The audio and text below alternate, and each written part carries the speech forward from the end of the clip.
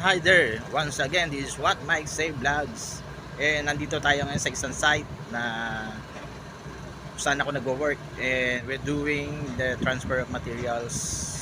I-guide ko yung truck na pupuntahan namin yung isang site din kung saan magta-transfer kami ng materials. Dito sa construction, medyo exciting, mahirap, pero worth naman. Mas lalo na pagka naiisip mo na nagiging part ka ng isang malaking project, then yung skills mo, and then yung time mo and effort, yung trabaho mo, yung work mo, na ilalaan mo sa isang project na malaki. And balang araw pag natapos na yung project, iisipin mo na you're one of the part of the project, kahit maliit ka lang, kahit maliit lang yung nagawa mo. Ayan, sa pag pinagsama-sama yung skills mula sa maliliit na manggagawa hanggang sa malalaki, hanggang sa mga boss, and it works hanggang sa madan ng project. Nakikita nyo yung crane na yan, that's a big crane. Ayan yung nagbubuhat ng mga malalaking bagay, mga mabibigat na hindi natin akalain na nabubuhat. But sa tulong ng mechanical crane na yan, that's huge crane, nabubuhat nila yung mga imposibleng buhatin. That's what mechanical machine does. Don't forget to follow me, to subscribe and share and like my page and channel. Wait a minute! Who are you? Yun po yung truck na sasamahan ko. Pupunta kami sa isang site saan magta-transfer kami ng mga rebars. And then let's go. Is preparing for now. Dito na po tayo nga sa site. Siyempre merienda muna tayo. Pero muna ako kay Kuan pala. Kay Yangbo. Dito na po tayo ngayon sa may loading area. Hintay lang natin na yung truck na mai-load. And then ilo-load siya ng boom truck ng crane.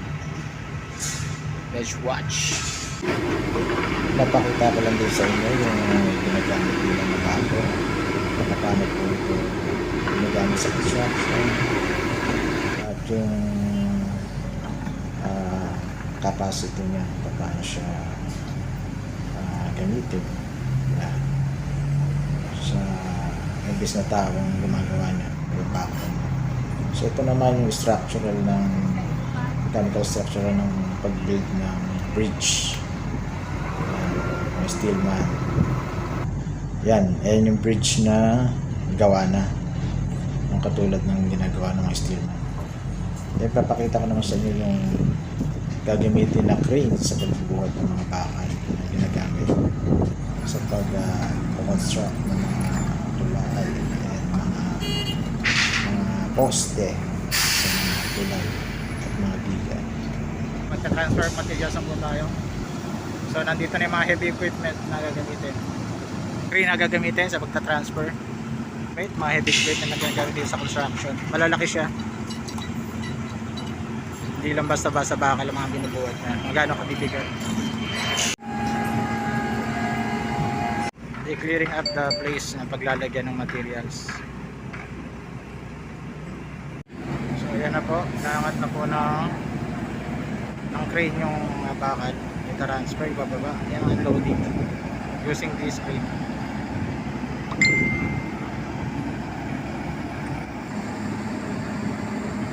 This is how heavy equipment work. Heavy work but easy on heavy equipment. Dali, di ba? Bigat niyan, pero kayang-kaya niyang using the heavy equipment. So we just finished the transfer of materials. So ayun nga po ang ano sa construction na work. Mahirap pero excited. And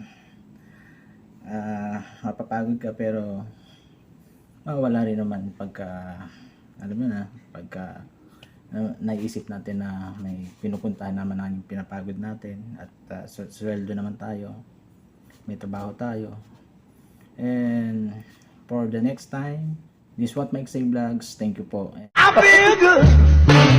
And please don't forget to subscribe and push the button. And sa uli po.